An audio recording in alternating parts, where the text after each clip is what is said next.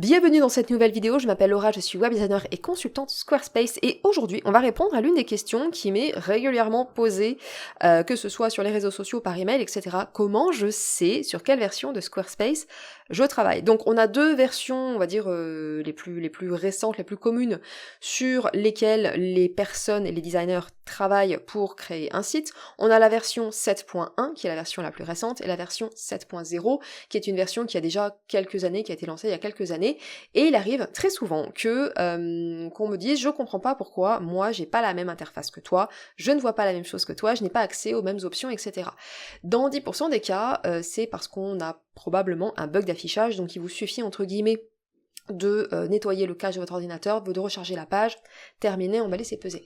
Et dans 90% des cas, c'est tout simplement parce qu'on ne travaille pas en fait sur la même version de Squarespace, et donc forcément c'est normal qu'on n'ait pas accès aux mêmes options, à la même interface, etc.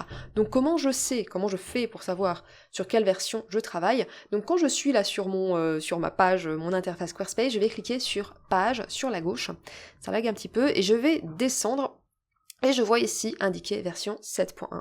Voilà, donc moi je suis sur un site qui tourne sur la version 7.1 et peut-être que vous êtes en train de travailler sur un site qui tourne sur la version 7.0. Voilà, que vous dire de plus, c'est tout en fait, c'était vraiment clair, concis, efficace. Donc si vous travaillez sur une ancienne version, à savoir que tous les tutos que moi je publie sur cette chaîne, ils sont tous et 100% tous tournés sur la version 7.1. En revanche, si vous cherchez du contenu sur l'ancienne version de Squarespace 7.0, eh bien je vous conseille de vous tourner plutôt vers des tutos américains, donc anglophones, où il y a beaucoup de contenu sur le YouTube américain autour de Squarespace, sur cette version-là. Voilà, et puis si vous sentez l'envie, la foi, vous pouvez toujours basculer d'ailleurs de la version 7.0 à 7.1, sachant que voilà, Squarespace a lancé officiellement son outil pour pouvoir basculer, transformer un site 7.0 en 7.1, mais on verra ça dans une autre vidéo. Sur ce, on s'arrête là et je vous retrouve dans une prochaine vidéo. Bye bye.